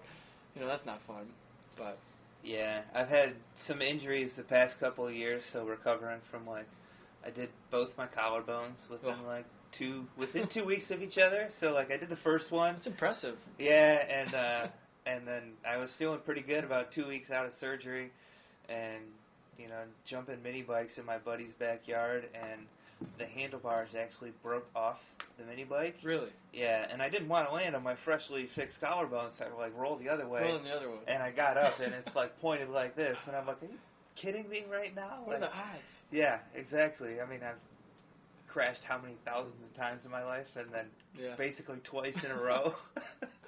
Do you think that sport bike riders should at least wear those neck guards that they have at cart to cart, like those little tiny EVS things? You mean like the brace, like the rider brace, like the foam pad thing? Like the little foam pad. I mean, that would... I don't know. Because sometimes they say helmet crashes or collarbone breaks are from helmets hitting your collarbone. I mean, that's one theory. Maybe. I mean, all mine were definitely from me, like, just body slamming the ground with my shoulder. You know what I mean? And I've heard it's 6 pounds of pressure in the right spot to break your collarbone. Yeah, that's probably about right. Not much, a lot. It's like you could punch someone in the right spot. I see people pop their shoulders and arms out a lot, too. You know what I mean? That seems to be a common one. But I used to be one of those guys. Yeah. The shoulder, and both shoulders. This one only twice. This one about 6 times. You able to strengthen them back up to rehab them? I did 20 push-ups before I came over. Nice. Yeah, I at one point I got up to doing 100 push-ups, but I got a little carried away. And I was trying to do as many. I wanted to get to a point where I could do 100 push-ups without stopping. So I do like 20 sets of 20, and say 3 sets a day. You know, and then the next day, I would do 21 sets of 21. Next day, sets of 22, and increase it every single day until I couldn't do it anymore, and then stop at that number for a while, and then work up again. Yeah. But doing so many push-ups actually hurt my elbow, like a tennis elbow type of thing. So I had to stop. And I got up to, I mean, I would do 100 push-ups, but not in one set. Maybe like a couple different sets. And then I was like, I can't do it anymore. It hurts too much. There's just overworking. Yeah, it's just too much repetition. Too much of one thing, yeah. Because, well, it's so easy to do. You can do it anywhere. You don't need any equipment, and that's why I love it. You can. It takes 5 seconds. You don't have to go somewhere you don't have to go to the gym to do it. You know. I just got one of those. It's like a climbing, like a peg board. Yeah. It's not like a. I mean, it's like a finger hold board. Okay. And then I just like threw a rope around from the rafters, so I just hang there, so I could do like pull-ups or chin-ups or just like different finger holds and hang there and stuff. And it works on like your whole core too. Yeah. But a bunch of my friends actually got into the mountain biking stuff, like Anthony and those guys. Okay. Stopped doing Supermoto stuff to do mountain bike stuff, and then got into like BMX bike stuff. Really? Yeah, where they were doing dirt jump stuff, and then so that led me into getting like a BMX bike. Yeah. So I got into that like last year, and when quarantine happened and I stopped getting quotes coming in, I was like, well, and wood wasn't through the roof. We ended up building a skate park like during quarantine, so it's like that's my gym now. Oh, your skate park? Yeah. So I go in there and just do some laps, and it's basically like a little pump track on the BMX bike, and it's a lot of fun. It's fun. It's a good full body workout. I just need to control myself. I ended up doing my ACL again this last winter, so. Yeah, the tricks are always fun, but they can be very injury prone, right? Yeah, I mean, I think my problem is like I'm never good just doing what I know I can do. You know what I mean? I always want to push it and like try something new, learn something, or Well, you are my people. Racing. Yeah, I mean, same thing with racing, right? Yeah. It's like that's who I am. I'm not going out there to not give it my all, right? And right. Yeah. Yeah, man. Me at the core is just I push everything, and sometimes it's a bad thing. It doesn't always work for like bosses or relationships sometimes. But it makes me who I am. Yeah, I mean, you can't stop it. You can try to tame some parts of it. You don't have to be so aggressive all the time. I try to be chill most of the time. Yeah. But I have another side of me that's like the devil's fireplace. For sure. I think it comes with age too, right? Being able to temper that and turn it. It's nice to be able to turn it off and on when you want. Yeah. Everybody, I think, struggles with, right? But I don't have the right codes for the switch yet. Yeah, dude. I mean, something about it as soon as like when the visor goes down, right? And yeah. Well, it's just another mentality. Goes. It's just a completely different mentality, I guess. Yeah. I mean, you want to be clean. You want to be fast. Some people are like, why don't we care about being clean? I'm like, well, how are they going to remember you? The guy who took out 7 riders, or the guy who was like made great passes? Yeah. Who do you want to be? You don't want to be that guy who's like taking people out, who's dive bombing, hitting people. No, for sure. You don't want to be the guy that everybody talks shit about. Like I'm happy to say I've never taken somebody out. I've hit people, I've bumped into people, but never made them crash from something that I did. And I feel like that's respectable. I've crashed from my own self, doing stupid stuff. Everybody has, but there was one rider who hit my bike that had been on the track. But it's not my fault because 15 other bikes went by. I feel like sport bikes is a whole different story. Yeah, for sure. Yeah, you can, if you're hitting someone on a mini bike and you're going 12 miles an hour, it's not such a big deal. Yeah, we'll do that for fun. We'll just, block past people. Especially if it's your buddy. Yeah. If it's Carl Soltis, I'm stuffing the shit out of Carl. He's stuffed me before. Every single time. He's hit me before. Oh, yeah. He'll do it right back to you. You know what I mean? So, I go out of my way to dive bomb Carl. Yeah, but, when he dive bombed me, it wasn't super rude. We were fine at the end of the day. At the end of the day, it wasn't malicious. It was just hey. It was he saw a little tiny gap. He went for it, and it wasn't really a gap, but, he made it work. Yeah. And we both made it out of there. So it was fine. So thanks, Carl. It was a good experience. I got something to talk about. Yeah, exactly. And he just got 2 top 10s in Moto America Supersport. Yep. That's fucking awesome. Yeah, we're sponsoring him this year. So, you know really? what I mean? So hooking him up with track time and awesome some parts and stuff like that. I saw he was on your page. Carl. It's there's Carl. Yeah. His picture. Always, Carl's my buddy. I've known Carl for a bunch of years. So being able to help out, you know what I mean? Give back and let him basically hook him up on his training, you know what I mean? So that's what he does all winter long to train, you know what I mean, for riding bikes, and then comes out and does the Supermoto stuff too when he can, when he's not doing Moto America stuff. And sure. Yeah, I've raced with him for a couple of years when I was a novice and expert growing up and getting faster, and he was definitely a contender. He was somebody to really watch out for. And then around 2015, he just took off. 2014, 2015, he started getting real fast. And then he started doing a couple pro races a year for a while, wild cards at certain rounds. Yep. And then this is his first season with doing a full season entry. Yep. Doing all the rounds. Yep, doing a full Moto America card this year, which is pretty cool. And I think he's doing a gang of CCS, ASRA races too. I think he did the Daytona, right? Did the Daytona this year. And then was that this year's, or was that a makeup for last year? I don't know how that worked, but I'm not sure which year it's considered, but they have one in March time frame. Yeah.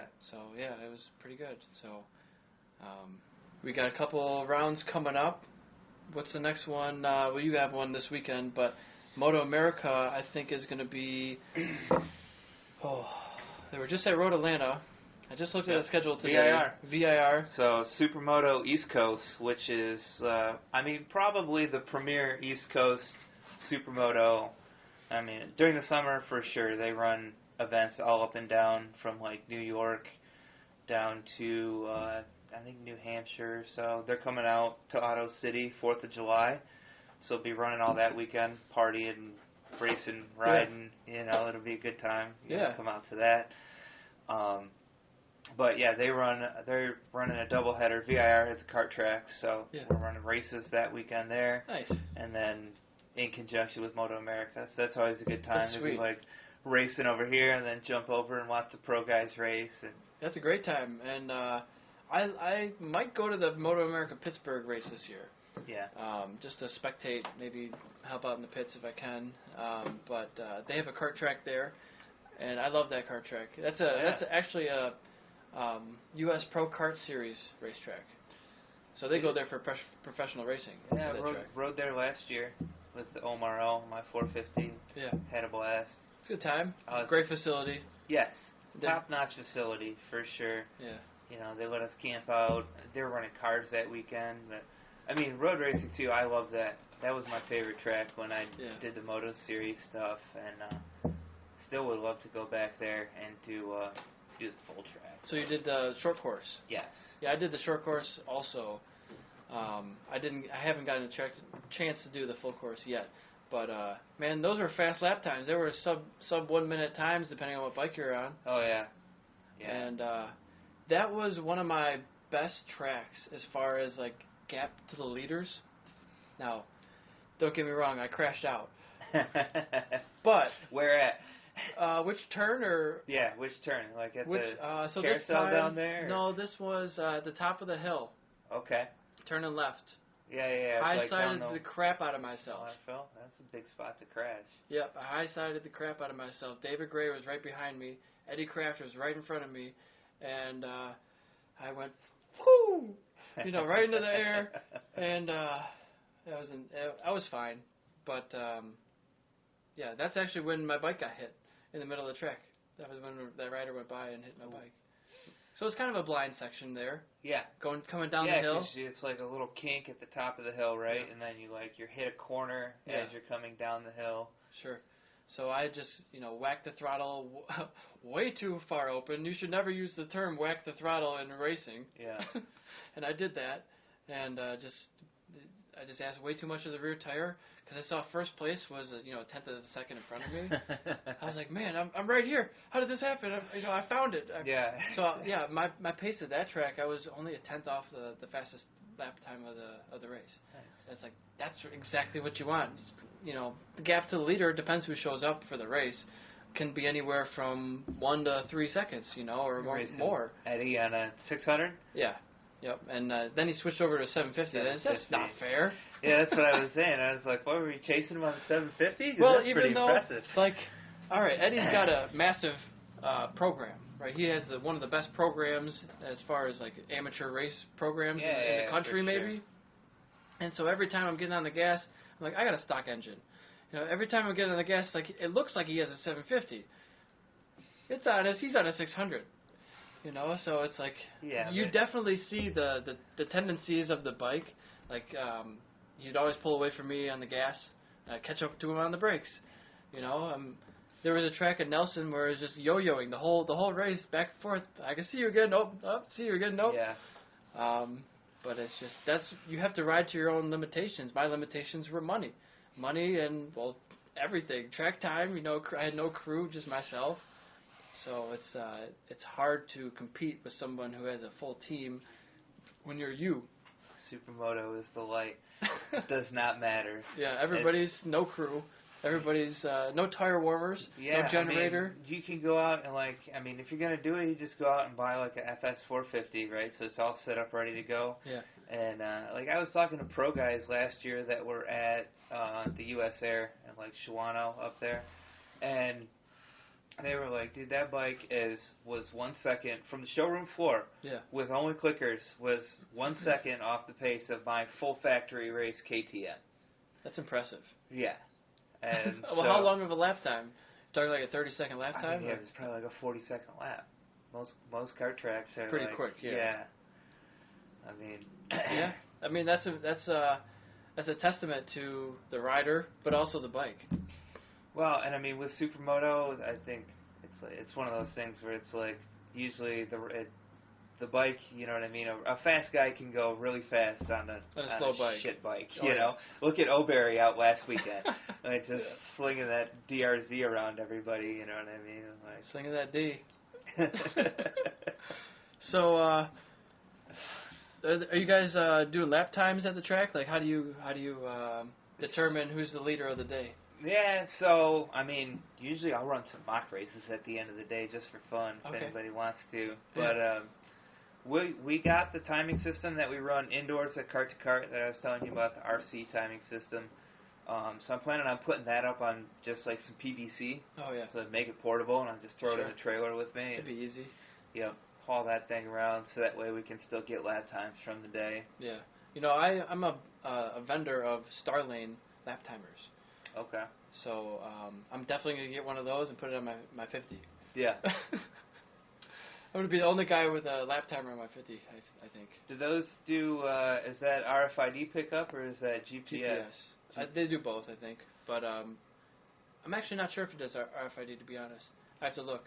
But I know it's for sure GPS and lean angle, and I think you can hook up other things like potentiometers and different sensors for brake pressure. If you want. I don't know if you can even hook that up on a 50, but that's not important to me. I just want to have the timing. And do you even need a sector if your lap time is 29 seconds? Do you need sector times? No. But you could. I mean, you could say this is Sector 1. This is like the first 1/10 of a mile. Yeah, I mean, I guess it depends on the track. If you need to break it up into, like, you know, it's got a back sweep, like, fast section, I guess, and then, like, a tighter section, you might, like, try to work on different things at different spots or whatever, but I don't know. At this point, I'm just going out to have fun. Like, I gave up any... I never really had any hopes or aspirations of, like, being AMA pro racer or anything like that. I mean, I was, like... It'd be cool to go out and do a couple rounds, and I mean, it's cool to see dudes that I raced against, like, you know, Carl and like CJ and like guys like that out there doing the thing. You know what I mean? It's like sweet, you know. But I love the Supermoto stuff. Like I said, the smiles to dollars is always It's if you try to go road racing, or if you want to be a pro, you're gonna struggle for a long time. Yeah. And you know, I'm willing to struggle. And that's why I'm still going for it. I'm willing to take a step back from racing for 6-8 years, build a business, and then go back and kick everybody's ass. Yeah, that's the plan? I mean, probably not. But no, I mean, really, that's kind of what I'm trying to do is fund it myself. You know, I had 20 sponsors. And it's crazy to say that was not enough.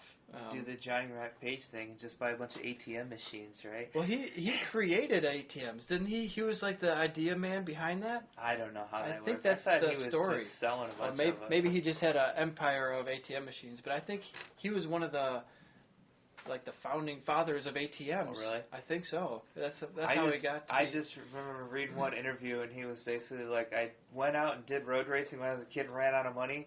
And then I decided I wanted to build a business so I could go motorcycle racing, and I did that.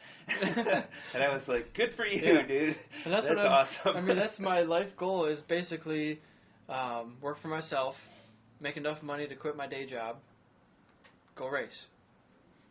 Hell yeah. That's it. Like those, I mean, you know, find a woman, build a family, you know, eventually. But for now, go race and I would love to work for myself. It might be a couple years out. I'm not sure. It all depends on me. You know, it's nobody else but me. You know, and that's kind of exciting in a way. Absolutely. There's nothing to it but to just get down and do it. That's always the biggest thing, right? Is everybody loves to sit around and talk about things they want to do. Obviously, you're doing it. I'm doing it. You got a basement full of shit over here, right? So. It's just I need to do more volume. Like I'm already in the 5-figure months area, but it's not enough because I have very low margins on dropshipping. Margins so tough, you just need like $50,000 a month in sales to make it like legit, worth it, which is a lot. You know, that's not going to happen in overnight usually. So it takes a while. Yeah, to get especially to that point. Working by yourself, you know, shipping everything yourself. And so I do actually have a full-time worker in India. I have a remote guy who's, you know, everything that can be done on the computer, he doesn't need to be here for. I don't need to pay him $10 an hour plus taxes. So if I can pay him less than half of what I can pay someone here, it makes sense. Oh, shit. That's pretty cool. I never heard of something like that. They call him a VA, virtual assistant, and there's a bunch of different companies that do it. This one is wearevas.com, and this one is $5 an hour. If you buy the biggest tier. So if it's $800 a month, you know, 40 hours a week, $5 an hour, 160 hours a month, and so $7.99 to give you a deal, $1 off. Yeah. Great, thanks. But it's been working out. I've been doing this for over a year now, over like 15, 16 months or so with the VA. I've had different physical people help me. I've had different employees here. Like if I go on vacation, I need someone to ship orders or something. So yeah, for sure. For just like an hour or two or days, come here and ship the physical items and then leave. I've had other remote workers that my dad has helped for a couple months. My aunt has worked for like 9 months. You know. Yeah. Volunteer based, which is I'm super grateful for. Yeah, for sure. And so I'll take another one. Grabbing the last one. Yep. And so it's humbling to see the growth, and like for the longest time, I was just selling bullshit. I was just selling books and CDs and DVDs. Whatever you could. Because for me, I thought I had to start at like some threshold value of feedback. Like, who's going to accept you as a vendor if you come out to them with zero feedback, no sales, nobody knows who you are? No, but not many companies. So I went like, not really door to door, but I went to different companies around the area and see if they would do consignment. I had a couple companies to give me some things to sell on consignment. Friends and family gave me some things, and then I started reaching out to vendors. You know, Driven Racing is a vendor of mine. M4 Performance Exhaust is the biggest thing I sell right now. Nice. I have Akrapovic exhaust. I have Spark Italian exhaust as a vendor. I have Carvin car exhausts. Yeah. I have car racing parts now, like BC Racing, Silver Suspension, Noble Performance, Angry Acorns. Yeah. And usually all you got to do is just reach out and be like, hey, I'm looking to be a dealer for you. Now, a lot of them will say no because you don't have a storefront. Yeah. Or it you don't have... It depends on who they are, their policies. Program. Yeah. Or you don't have a phone directory. Like if you call my phone number, it goes to my cell phone. It's not like a press 1 for sales, press 2 for returns. I don't have that. So there's a lot of restrictions. Some companies like Parts Unlimited, I will probably never be able to sell Parts Unlimited. Because you need a storefront with 30 also hours a week that's open. And you need to buy like $10,000 a year of parts. Inventory. Of physical inventory. I'm not buying anything. Yeah. So I can't use them. So you definitely have to be, selective. Yeah. So we're kind of doing the same thing with our website. We were trying to go like Supermoto based. So obviously I've got a bunch of products that I'm working on, in my brain or that I've made for myself in the past that it's like I just need to get the time to run more of these and list them on the site. Anyway, I got my products, and we're trying to offer other like Supermoto like race specific. So yeah. I mean, sliders. I'd like to get a tire deal, but that was kind of the same thing. Where it's hard to find the right vendor. Yeah, that and the margins are next to nothing. So it's like, but it's a consumable, and they're going to come back. Yes. So that's something that I've thought about too. I actually, I started selling tires through a vendor, and I sold one tire. In all, for the dropship, all the stuff that I did, I sold one new tire. I was like, this is a waste of time, because everybody's selling tires. And unless you got a network of people, like you're going to a track day, and you can sell them there, that's the place to do it if you're going to sell tires. Because at least from my experience on eBay and Amazon and my own website where nobody knows I exist yet, it's very, very difficult. Yeah. I've had a lot more success selling takeoff tires than I've ever had selling brand new tires. I believe it. Which is really strange, actually. And these are actually all Joe Crafts right here, these 7 or so. I might have some tires for you. I'm trying to get away from the physical inventory, to be honest. However, I can't say no. A brand new Pirelli sitting in my basement that I just never used. My goal is to really get rid of all physical inventory, but if it's profitable and over $50, it's still on the table. But I think I have about 1,300 items that are under $50. So I'm trying to get rid of the low dollar stuff. Yeah, for sure. And keep selling exhausts. Don't sell books anymore. I'm done with that. I sold a lot of books, and I started with that product because all you have to do is look up the ISBN on the back, and you got all the information. It pre-populates. It's like 12 seconds to do a book, and it's online. It's super simple, but it's not really profitable. Yeah, it's like what's the point? Next to nothing on there. However, you get a lot of feedback. Every single new sale is a potential feedback. So that's how I have 913 positive feedbacks at eBay. Is from all of the reviews, all of the sales, not just the exhaust sales. So that's why I've kept it. And I've already done the work, so it's like, do I get rid of it now? And should I donate it? Like, what's the right way to donate it? 1,300 items that are good for sale. Like, that's a big tax write-off. If every single item is worth at least $5, times $1,300, just write that off and you make some money. That's a lot of money, right? Yeah. And it's also kind of hard to cut it off. It's like still another $100 to $500 every month of sales. So it's like, do I stop that? But that could be 1 or 2 drop ships. So it's like, where do you want to spend your time? Yeah. So I don't know. That's the struggle, right? Like, I don't know. I'm just talking. I don't know. That's what I'm saying. I do the same thing. It's like, all right, I'm making all these mini bike parts, spending all this time to, like, you know, reverse engineer this, develop it, do all this fixturing and stuff. There's no way I could sell it for what I would sell a normal, like, tool and die job. Yeah. You know what I mean? Right, the one-off. Yeah. I mean, versus, and if you look up a dress-up kit for $50, you can get one on Amazon or on eBay or whatever for less than $50 probably. You know what I mean? Like, one of the pieces is probably going to cost you $50. You know, it's like, it's tough. Yeah, but I mean, you got to go, like you said, you got to go for that market, right? So the guys I'm going for are not going to have a problem spending a couple $100 on a full, you know what I mean, dress-up kit, especially if they know that.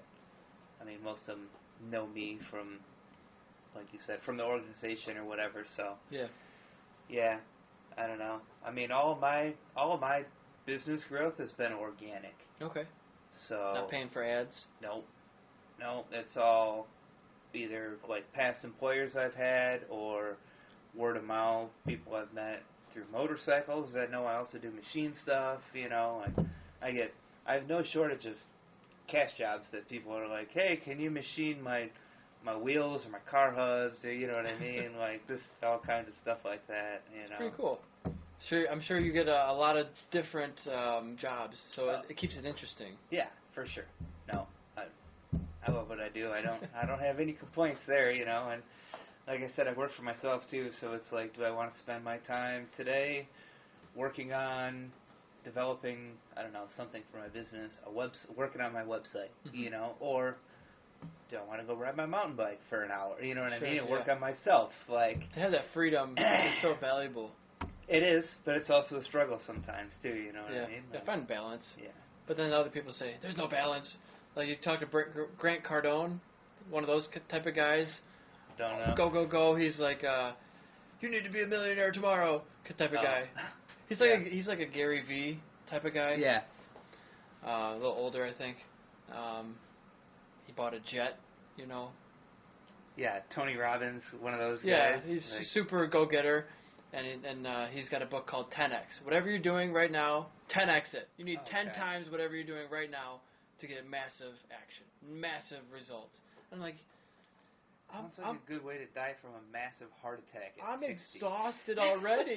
Sounds like, yeah, no, fuck that. So like, yeah, there's that part of it, but there's also like, I just I listened to another audiobook called like Letting Go, and then all they're talking about is like, don't force it, don't do 10X, just let it happen.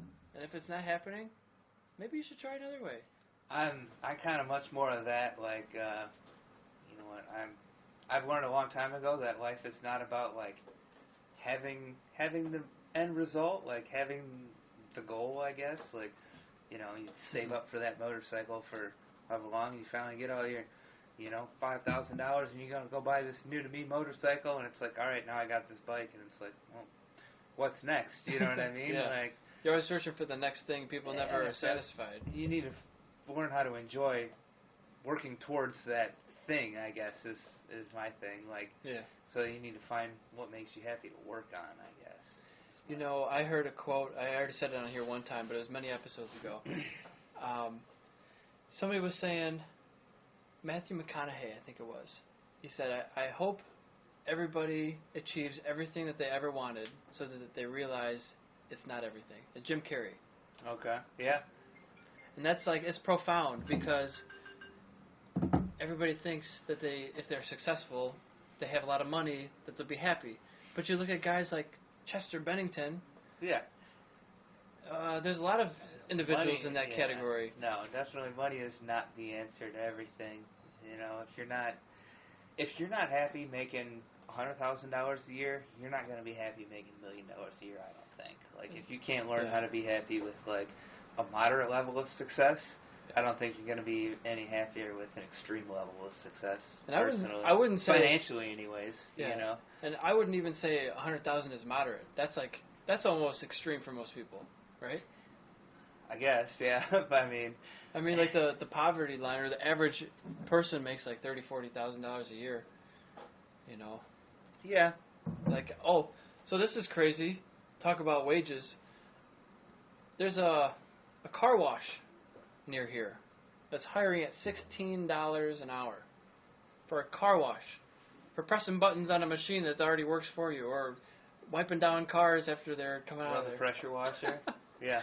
That's wild. And there are McDonald's locations that are paying $50 to show up for an interview. Just to show up. Because we have you can't find anybody right now. We have this job opening. They just filled it with somebody who's in a different position, so they kind of filled it. But 10 interviews and one person shows up, and the one person who shows up is not even qualified.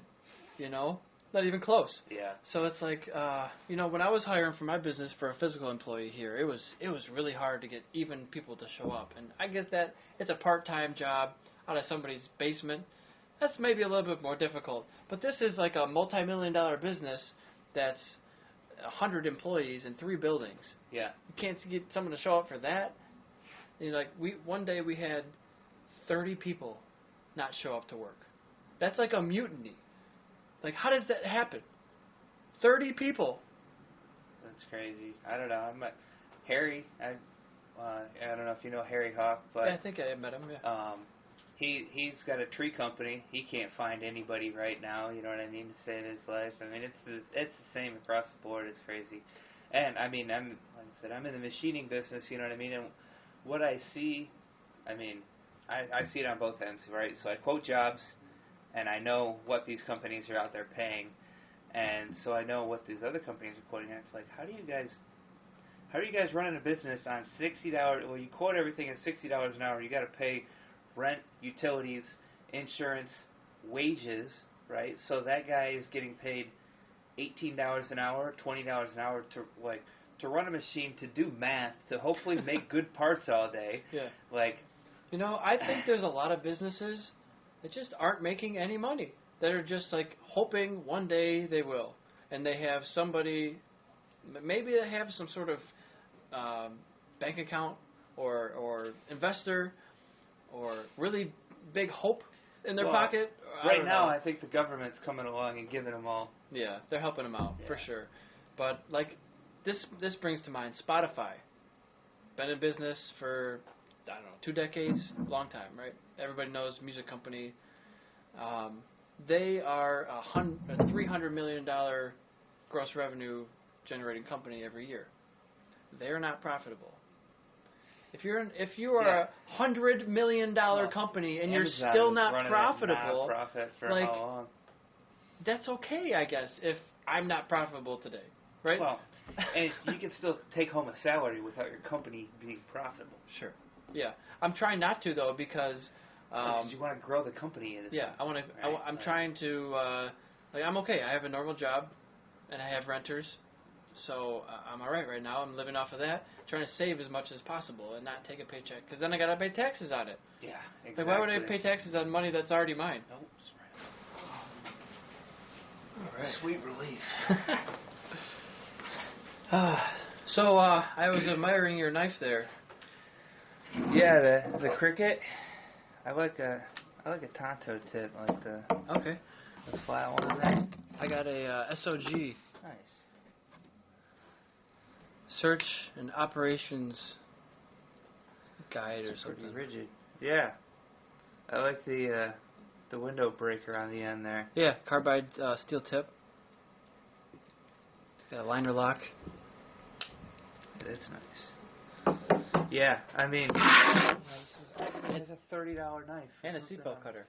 Is that what that is? Yep. Nice.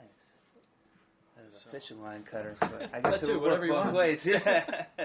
So yeah, if you just smash this, it'll break. I've done it before. I tested it. This is stronger than steel, stronger than like titanium, carbide. Yeah. I set all the cutting tools for the machines there with. But it's pretty cool. I've poked myself pretty good with it many times. Yeah. Don't want to do that. I can imagine. Cut my other pants with it. Put it in my pocket. Oh, and poke that on it? Yeah. Because it's at the bottom. you know. But oh, gotcha. I carry it every day for like a couple of years. Nice. I use that tip actually all the time for opening boxes. Because you don't have to open the blade anymore. You just use the tip and just, there you go. Let the tape right open. It's safer. Yeah, you know? for sure. And then you don't wreck your product below it. Yeah, so like, you know, Instagram, like the custom knives, like custom machine knives were all a thing, right? Where dudes are doing like Damascus steel for all like the blade handles and stuff like that. And like $1,200 knives. And, like, which is crazy, but that I kind of feel like, especially if you're doing machining, that's the market you want to be in, right? Like, for sure. Huge markups for a high-end product, you know. And so I was looking, well, that's already been done, but what about like a ultra high-end box cutter? There you go. For some baller dude who drop ships, you know, like why not? Gold bricks or something. Like hell yeah. Man, I've seen those. There's pictures of like, who is it? Like Daffy Duck, like swimming through money. Like what's that? Scrooge McDuck. Yeah. You know, like swimming through money, like with a $100 bill on the side. Like that'd be kind of cool. I mean, I don't know if I want that in my house, but it looks nice. Looks like you like money, right? Put it right there. Yeah, exactly. Right next to the sewer pipes. Yep. High end. I just need a kiddie pool, right? Fill that with like the chocolate coins. That'd be nice. Swim into that. Yeah. Then you'd be balling. Yep. It's all about perception these days, right? It really is. People think like, I'm running a business. You might have a storefront, right? You have a location. Well, it's out of my basement. No one cares. Yeah. I've shipped 2,500 orders to all 50 states, and I don't even know the number of countries anymore. 40 or 50 countries just now, and sold over $100,000 on eBay. Awesome. I just need that to be in a shorter period of time. Yeah, I was gonna say every couple of months it'd be perfect. Yeah, that'd be great. That's over like a couple of years. Yeah. So. Yeah, I mean, it's. I know a guy who did that. I worked with a guy. He was selling like Chevy Chase merchandise. It was like National super Lampoon. specific. Yeah. Yeah, like stuff like that. But he made like. He like took the day off work one time because he made like $10,000 in a year, like in the winter selling Chevy Chase stuff. And it's like, all right, cool, you know. Yeah, yeah, it's definitely pretty cool to sell to like Slovakia and Australia and Russia and New Jersey and California, and also be working a normal job and like. Yeah. So how do you work the international shipping stuff? What do you do? How do you like quote and that kind of like who do you use for international? So the majority of the international I'd say is DHL. Yeah. DHL is by far the cheapest. Canada too? Most of the time I'd say so. I get really great rates since I have a higher volume, I suppose. Mm-hmm. They change as how much you sell. They give you different numbers and all that. And then I'm always the guy who pushes everything. That's the best rate you got? Yeah. I'm just going to go to FedEx, you know? And whoa. How about this rate? Okay. Really? Is that the best? You know. Is that the best price you can give me? The worst they're going to say is... No. And then you hang up the phone and call someone else, you know? Exactly. So I don't have a problem doing that. And it's worked very well in my favor because you get your rates increased or prices decrease, I guess. But, DHL's big. But selling through Amazon or selling through eBay, you get their pricing. So eBay and Amazon get the best pricing ever because they have the highest volume through their network. So, like my vendor, some of my vendors, I send them labels for international tracking because I get better rates since I sell them through eBay and Amazon most of the time. Huh. Okay. And since I do that, it'll be dramatically cheaper than if it were using my rates. Really? Like my personal rates. Yeah. So, like, if I sell something through my website, shopesr.com, then I would have to go. I use a third party, which I would recommend to you, highly recommend to anybody. GoShippo.com. Now, you don't have to use that particular one. That's one I chose. But there's like ShipStation. There's a bunch of different ones that are a shipping aggregate. So I use Pirate Ship for like USPS. Sure, probably similar. So what I do is I put in my login for USPS. I link my accounts for USPS, UPS, FedEx, DHL. And then they have their own that they have accounts for. And so you get all their rates, you get all my rates. and then it'll give you the cheapest price for all of the different ones. 'Cause I don't care how it shop, goes. Yeah, it'll shop it'll shop the rates for you, basically. Exactly. Yeah. So if the customer chooses economy shipping or standard shipping, I'm just going to ship it as cheap as possible. Mm-hmm. So you don't care. Yeah. And so then I'll just ship it as cheap as possible, use any carrier out of the 4 or so, or maybe 5, and then I'll save money. Like sometimes by just checking it, I'll save like $16 on a single shipment. Or more. Like if it's a tire, there was times where I was shipping tires, I was figuring out how to ship a tire the right way, and saving like $32 from shipping it from one carrier to the other. Like that's the difference of breaking even or losing money. Like it's a deal breaker. So well, yeah, I mean usually I'm just charging everybody shipping, so it's like, all right, how do I quote this? And like, so I want to be fair to everybody, you know what I mean? Yeah. But at the same time, it's like I'm not going to pay for the shipping, you know what I mean? Like normally on almost all of my listings have free shipping. Yeah. In domestic U.S. You pretty much have to if you want to sell online like you're doing. Yeah, you have which to. I have no business. Like I don't have any interest in doing like retail, high-end retail sales, like having a fucking store or anything like that. I'm like, I'm good with dealing with the general public. I am looking, so I was looking into being a dealer for the YCF bikes, mini bikes. Like I said, I ordered 8 of them. That's a brand of bikes? Yes. YCF? Yep, they do mini motos, so it's a French company. They sell Chinese, they're made in China, but they do like all the engineering and branding and stuff like that. And apparently in Europe they have like a pretty good following for Supermoto stuff. Okay. Like I think I've seen the brand. I've heard of the brand. Yeah. I was actually, I think, looking at those like, what are these and why is nobody on these? They are. They're sold out. They're cheap, right? They're sold out. Yeah, it's $3,000 for a 190, which should be like competitive with a 150R. Sure. Yeah. And actually, the 150 I'm looking at, those are about $5,200 brand new. Yeah. So those are like $2,000 cheaper, right? Yeah. A couple thousand cheaper. Yeah. Those the 190 is $3,300, I think, and the 155 is like $2,200. Okay. I want to say, out the door, like tax title license. Yeah.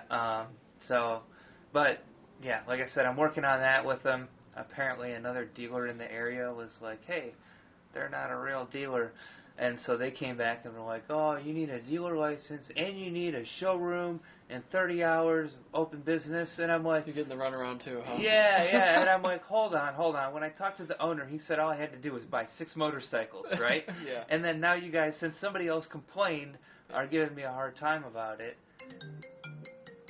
Okay. Bye.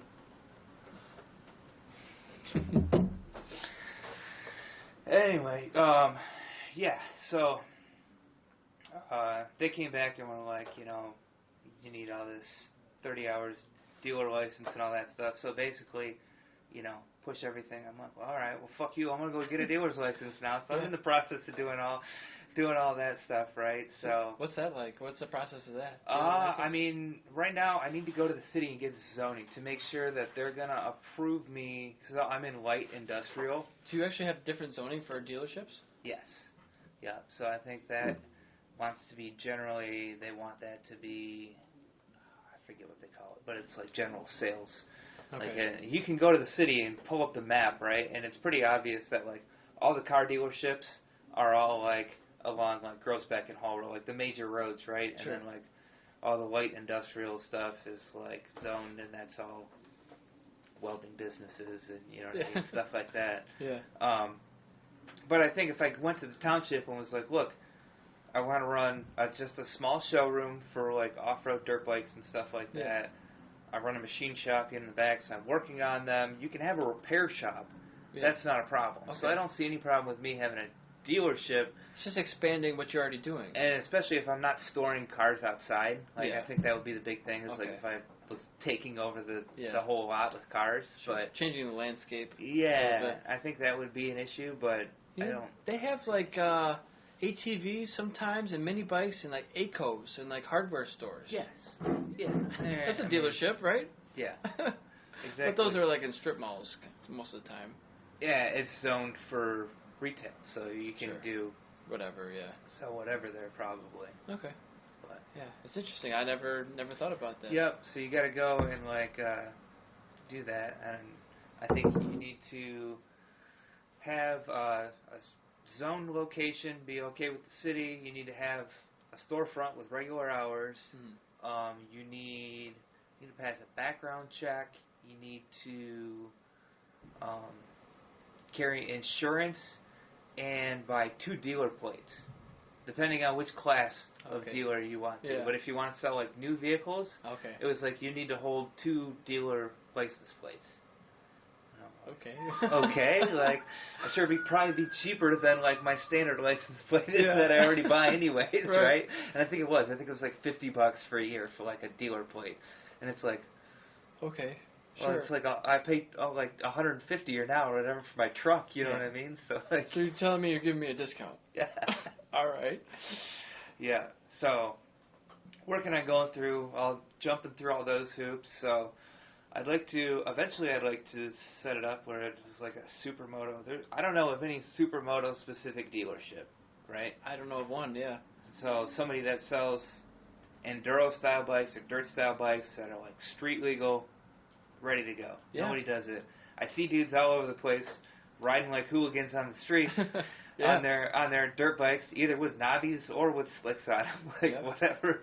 You could be the first in the country, maybe. Maybe. People would be traveling all around the world for that. To buy used old dirt bikes from me with slicks on them. I like it.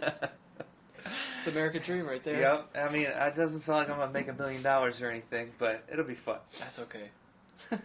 You don't need $1 billion, you just need enough. No, that's exactly what I'm saying. It's all about finding that whatever makes you happy, chasing your dreams.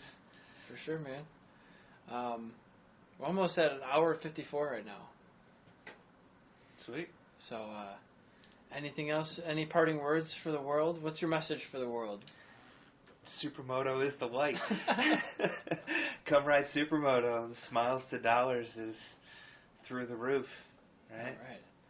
And tell me about your plans for the coming days, coming weeks, coming months. So we've got a variety of events scheduled for Great Lakes Supermoto, mostly practices, like I said, track days. We'll probably run some mock races for fun, but it'll all be a bunch of grown men riding kids' bikes around, So we're just out there having a good time. Nobody's, out there throwing block passes or, getting hot-headed or whatever. We're just out there spinning some laps and having a good time and living the dream. So. And do people get really cramped being on those bikes, or how does that work? It's moto yoga, man. Some of the bigger guys complain about the 50s. Like the taller or bigger weight? Yeah, taller guys. But a lot of them, they figure out how to tuck on there. You kind of tricycle it and get your knees out and. Sure. And if you're on even a 600, you're going to be cramped. You're trying to get as tight as possible anyway, so you're always going to be cramped, right? Yeah. For outdoor stuff, the 110 chassis really isn't bad. And it's kind of, you can still do indoor stuff with the 110 as well as do the outdoor, Supermoto, Minimoto events that we run, and so that's good balance between the two. My next tax write-off I'm going for is the CRF 110. Start making some parts for that. So, hopefully sometime this year I'll grab one of those and start working on that. And how do you decide the 110's the bike for you? Is it just a perfect amount of CCs and? Well, the CRF 110s are just so popular right now. Not even the mini Supermoto stuff, just mini moto stuff in general. Yeah. So it's good for you to have one to see what everybody's, I'm gonna write it off and I can make parts for it. So it's really a template bike. Yeah, I'll do R&D. I'll make triple clamps and sliders and stuff like that for it. And yeah, those are EFI, now, and I think they got E-Start, so that's the one everybody's buying, if they go to get a new 110. Yeah, they don't want to do the kickstart on those. It's a little bit easier. Yeah, I think it's nice to just press a button and go. Do you think it takes a little bit of skill? I mean, it's kind of skill, I guess, to start a bike. I mean, some people don't know how. Yeah, a dirt bike for sure. Like, and all dirt bikes are different, right? Too. It depends. Yeah, their push point, their kick engage point, kind of like a clutch. Yeah, well, I've got a 650R that, like, you probably can't even kick that thing over if you wanted to. You got to, like, hit the decomp and put it at top dead center, and then jump on the thing, you know, to get the thing, to get it to kick over, and you better not be up there twisting the throttle, or you're gonna squirt a bunch of gas in there and flood it. And so yeah, you got to know what you're doing, and then, I mean, I guess, yeah, for sure.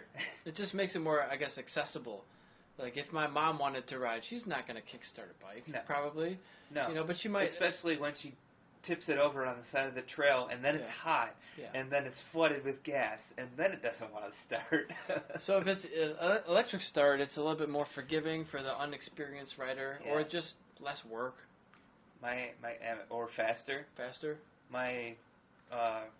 If you got to restart it. Yeah, I'll stall coming in the dirt in a corner. You know what I mean? You lock up the rear tire too much, and the motor just dies. Yeah. I don't have to kick it over. I just push the button. Right. But can you kick it over if you wanted to? No.